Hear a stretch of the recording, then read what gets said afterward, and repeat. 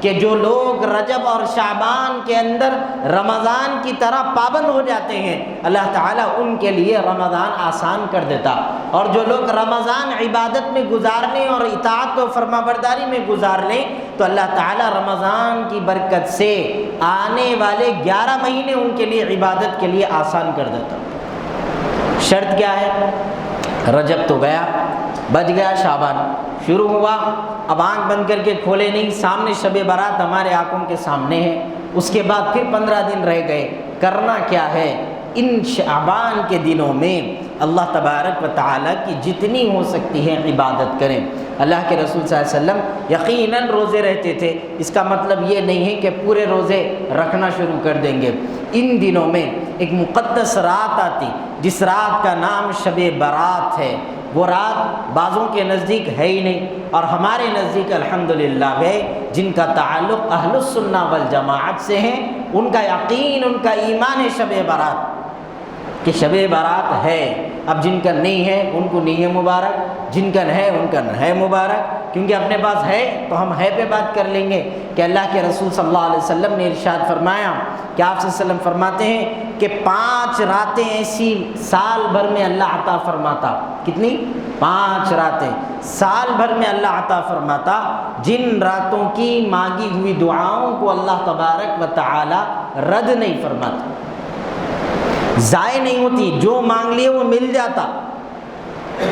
اسی لیے شاعر نے کہا ہر چیز مسبب سبب سے مانگو، منت سے خوشامد سے ادب سے مانگو، کیوں غیر کے آگے ہاتھ پھیلاتے ہو، بندے ہو اگر رب کے تو رب سے مانگو۔ اور 5 راتیں ایسی خاص ہیں جن میں مانگی ہوئی دعاؤں کو اللہ رد نہیں کرتا، ایکسیپٹ کر لیتا۔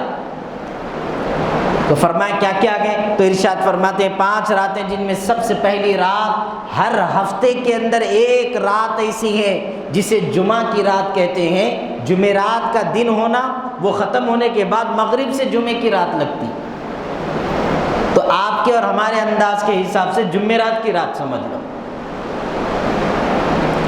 تو اس رات میں مانگی ہوئی دعاؤں کو اللہ رد نہیں فرماتا۔ ایسے کتنے کی راتیں چلے جا رہے، مانگ نہیں، سیٹ کے دروازے پہ گھنٹوں ٹھہرنے تیار ہے، اللہ کے آگے ہاتھ اٹھانے راضی نہیں، دکان پہ بیٹھ کے چاپلوسی غلامی کرنے تیار ہیں، اللہ کے آگے، مالک حقیقی کے آگے ہاتھ اٹھانے راضی نہیں۔ اور پھر فرماتے ہیں دوسری رات، رجب، ماہ رجب کی پہلی تاریخ، پہلی رات جب شروع ہوتی ہے، اس رات میں اللہ تبارک و تعالی بندوں کی دعاؤں کو قبول کرتا۔ چلے گئی وہ بھی رات۔ اور پھر تیسرا فرماتے ہیں 15ویں شعبان کی رات، جسے میں اور آپ شب برات کی رات کہتے ہیں۔ شب برات کی رات، یہ رات اللہ تعالیٰ بندوں کی دعاؤں کو قبول کرتا ہے۔ اس رات اللہ تعالیٰ بندے کی مانگی ہوئی حاجتوں کو پورا کرتا ہے۔ اور آج کی رات یعنی اسی شب برات کی رات میں جو بندے عبادت کریں، اچھا دعا قبول کرتا تو ہر ایک ہی کر لیتا کیا؟ ایک چیز ہے نا بھائی، اس میں بھی تو حضرت علی رضی اللہ تعالیٰ عنہ ارشاد فرماتے ہیں کہ اللہ کے رسول صلی اللہ علیہ وسلم نے ارشاد فرمایا، کیا فرماتے ہیں کہ شب برات شعبان کی 15ویں شب پوری کی پوری رات عبادت کریں، فرض نہیں ہے، واجب بھی نہیں ہے، مگر عبادت کریں، جتنی کر سکتے ہیں اتنی کریں، قید نہیں ہے اتنی کرنا۔ فرمایا کہ عبادت کریں اور دن کا روزہ رہے، دوسرے دن کا، رات کی عبادت شب برات کی پوری اور دوسرے دن روزہ رہیں گا۔ تو فرمایا کہ جو شخص اس طرح عبادت کرے گا اللہ تبارک و تعالی اس کی دعاؤں کو قبول کرتا۔ رات میں عبادت بھی ہونا اور دن میں روزہ بھی رکھنا، اور پھر اللہ سے دعائیں مانگنا کہ اے اللہ تو معاف کر دے، اللہ معاف کر دیتا۔ حضرت عائشہ رضی اللہ تعالی عنہ کی ایک حدیث ہے، آپ ارشاد فرماتی ہیں کہ رسول اللہ صلی اللہ علیہ وسلم کو میں نے پوچھا رسول اللہ آپ شعبان کے مہینے میں کثرت سے روزہ رکھتے ہیں، کیوں رکھتے ہیں؟ آپ نے ارشاد فرمایا کہ اس مہینے میں اللہ تبارک و تعالیٰ کے پاس بندے کے اعمال پیش ہوتے ہیں، اس لیے میں روزہ رکھتا ہوں کہ جب میرے اعمال اللہ کے سامنے پیش ہوں میں حالت روزے سے رہوں اور اللہ میرے گناہوں کو دیکھ کر مجھ پر رحم فرمائے کہ گناہ بھی ہیں اور میرے لیے بھوکا بھی ہے۔ آپ سے کوئی غلطی ہو گئی، گھر والے بولے جاؤ میں کھانا نہیں کھاتی، اب بیٹھے ہوئے جا کے ارے کھاؤ جی کھاؤ جی کھاؤ۔ بچہ بولا اماں نہیں سنی کوئی بات، بچہ بولا ممی میں کھانا نہیں کھاتا، اماں بے چین بابا کو بول رہے تھے کھلاؤ ذرا اس کو، انہیں کھانا نہیں کھا رہا، بابا مار کے چلے گا کھانا نہیں کھاتا ہوں۔ اب اماں بے چین کھانا کھا لے رہے، بھوک، کون بھی کس کے بھی لیے بھوکا نہیں رہتا۔ محبت ہوتی نا جب دلوں میں، تو اس وقت آدمی احساس کا اظہار کرتا کہ نہیں میں کھانا نہیں کھاتا۔ روزہ وہی ہے، روزہ کیا ہے؟ نفل ہو، فرض ہو، واجب ہو، جو بھی ہو، کیا ہے روزہ؟ روزہ ہے اللہ سے محبت کا اظہار کہ اللہ آپ نے کہہ دیا روزہ رہنا، ہم تیرے لیے بھوکے رہ گئے، کھانا بھول گئے، نہیں معلوم کیا ہے کھانا، تیرے لیے بھوکے۔ اور اسی لیے اللہ فرمائے کہ یہ جو بھوکا رہیں گا اپنے پیٹ کو مارے گا، اپنی چاہتوں کا خاتمہ کر دیں گا۔ مان لو گٹکا کھانے کی عادت ہے، اب منہ بے چین ہو رہا، کھاتا ہوں نہیں، روزہ رکھ لیا، اب کیا کریں گا بیچارہ، نہیں کھا سکتا، قربانی دیں گا۔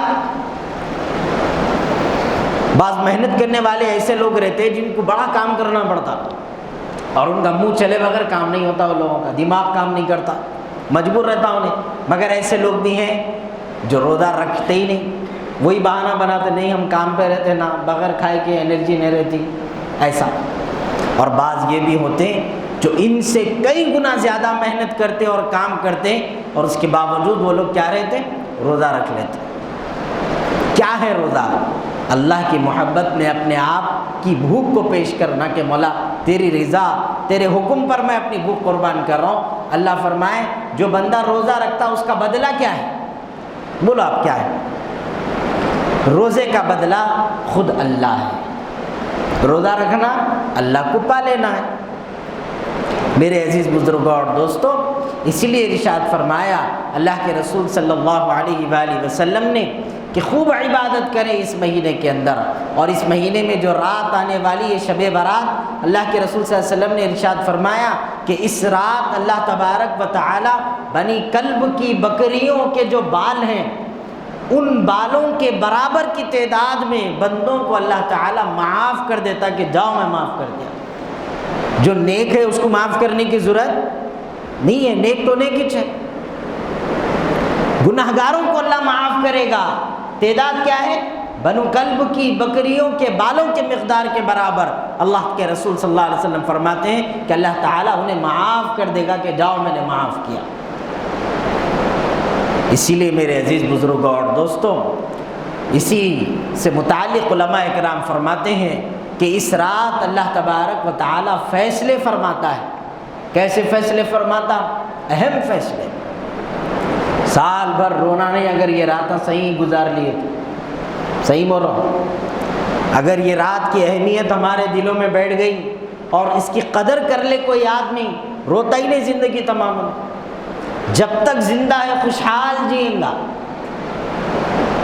آپ کو معلوم یہ راتیں آتے کہیں کیوں آ رہا؟ برات کہیں کو، جمعے کی رات کہیں کو، آ رہی کہیں کو بھائی، آفر یہ بمپر آفر لگ رہا کہیں کو۔ ایک دکان والا آفر لگا بائی ون گیٹ ون، اس کو جا کے پوچھے کیا ہمارے کہیں کو لگایا، انہیں بولتا گراہک بڑھا رہا ہوں۔ بولتا نا بھائی رمضان میں شیر خرمائی کے چکر میں ایک دودھ کی پیکٹ کے پیچھے 2 دیا، کہیں کو کر رہا ہے تو گراہک بڑھا، میری مرضی میرا سامان۔ اللہ یہ آفر آ کہیں کو دے رہا، جمعے کی رات، شعبان کی رات، رمضان کی رات، کہیں کو آ رہے ہیں بھائی، نکو آئے عبادت کو کر لیتے، جیسا گزارنا ہے گزار لیں گے۔ یہ دینا کیوں ہے؟ یہ صدقہ ہے رسول اللہ صلی اللہ علیہ وسلم کا۔ کیا ہے؟ صدقہ، جو ہم کو ہضم نہیں ہو رہا، پچنا بھی نا۔ ایک آدمی کیا ہے بھوک نہیں ہے پھر بھی بٹھا ہے، کھا رہا، ہرس ختم نہیں، دیتے جا رہا، پچنا اندر جا کے ہاضمہ بھی تو ہونا نا، کتنا قبول کرے گا اس کا پیٹ، نگالا اڑ پورا باہر آ گیا، ختم۔ یہ اللہ کے رسول کا صدقہ ہے، اور افسوس ہے ہم کو ہضم ہی نہیں ہوتا۔ اللہ کے رسول صلی اللہ علیہ وسلم معراج کی مقدس رات میں جب تشریف لے گئے تو کیا کہا کہ اللہ میرے بندوں کی عمریں بہت کم ہیں، اور آپ نے ہم سے پہلے والی جو لوگوں کو اس دنیا کے اندر بھیجا ان کی عمریں بڑی زیادہ تھی، وہ لوگ جیے کئی سال جیے، انبیاؤں کی عمریں خود زیادہ تھیں، فرمایا کہ ان کی عمریں زیادہ، ان کے قد زیادہ، ان کی صحت زیادہ، سب زیادہ، اور میری امت کا حال یہ ہے کہ ان کی عمریں بہت چھوٹی چھوٹی ہیں۔ لہٰذا آپ اس پہ دیکھیے کہ کیا کریں گے۔ میری امت بڑی تعداد میں کہیں یہ نہ ہو کہ عمر کی کمی، جوانی غفلت میں گزار کے بڑھاپے میں توبہ بھی کریں گے تو کب کریں گے، کیونکہ موت کا بھروسہ بھی نہیں ہے۔ آپ میری امت پہ رحم فرمائیں۔ اللہ تبارک و تعالیٰ نے کہا، مولانا عاقل صاحب رحمۃ اللہ علیہ فرماتے تھے، گویا اللہ کے رسول صلی اللہ علیہ وسلم نے یہ جو التجا کی کہ اللہ تعالیٰ نے اسے اس طریقے سے قبول کر لیا کہ ہمیں ان راتوں کے مقدس موقع عطا فرمائے کہ ان راتوں میں جو اللہ کی عبادت کر لے اور معافی طلب کر لے، اللہ انہیں معاف کر دیتا۔ اچھا موقع ہے، اٹھاؤ فائدہ۔ میں اچھے کپڑے پہن کے کہاں سے لیا؟ تو میں بولا فلاں شو روم سے لیا۔ آپ بولے کیا پہنا رہے؟ وہاں دے رہا انہیں، ایک لیے تو دو دے رہا، وہاں سے لینا نہیں۔ تو خود بھی سیکھو اس بات کو کہ یہ راتیں غنیمت ہے، اس کی قدر کریے، اور اپنے ساتھیوں کو بھی بولو، خود جو پہنے بتا رہے کہاں سے لیا، میں یہاں سے لیا، تم بھی بولو، ارے میاں یہ رات میں ایسا نہیں کرنا ہے رے، چل عبادت کریں گے۔ اس رات میں اللہ بہت اہم فیصلے فرماتا، جس میں سب سے پہلا فیصلہ انسان کی زندگی اور موت کا فیصلہ ہے۔ کون زندہ رہے گا، کون مرے گا، اللہ اس رات شب برات میں اس بات کا فیصلہ کر دیتا۔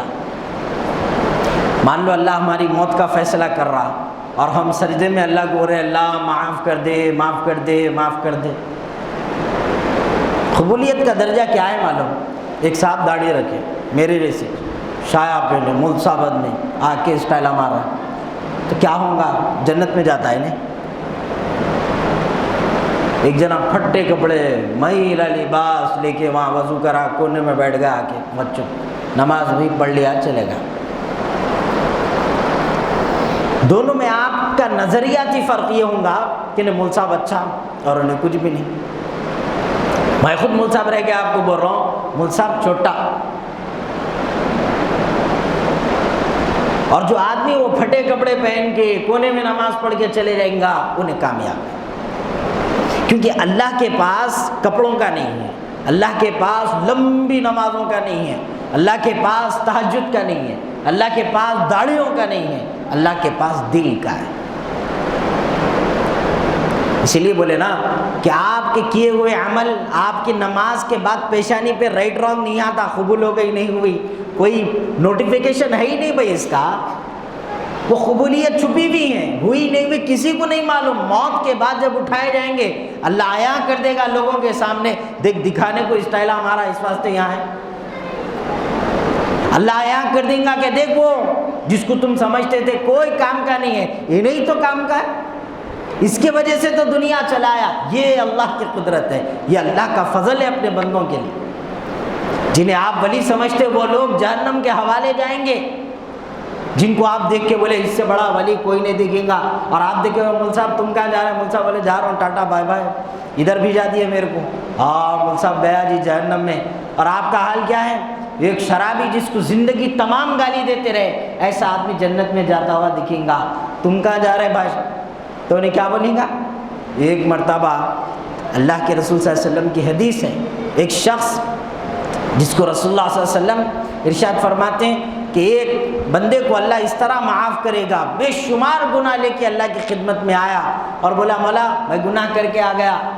اللہ فرمائیں کہ دیکھ تیرے حق میں تو جہنم ہے کیونکہ گناہ اتنے ہیں، لیکن تیرا ایک عمل ہمارے پاس ہے، وہ کیا کہ رات کی تنہائی میں کروٹ بدلتے ہوئے تو نے اللہ کہہ کے مجھے پکارا تھا، وہ جو آواز تیرے دل سے نکلی تھی وہ مجھ پر بڑی اثر کر گئی اور میں نے اسے قبول کر لیا، اس ایک عمل کی وجہ سے تیرے کو جنت دے رہا ہوں۔ فیصلہ تو وہاں ہے، یہاں کوشش ہے، صرف کوشش ہے۔ کوشش کیا ہو؟ رب کی رضا، اللہ کو راضی کرنا۔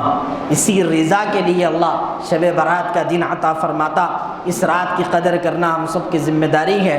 میرے عزیزوں، آخری بات یہ ہے کہ رمضان آئیں گا، آنے کے وقت ٹائم ہے اس کو آنے ابھی، لیکن شب برات کا موقع اب ہمارے آنکھوں کے سامنے ہے۔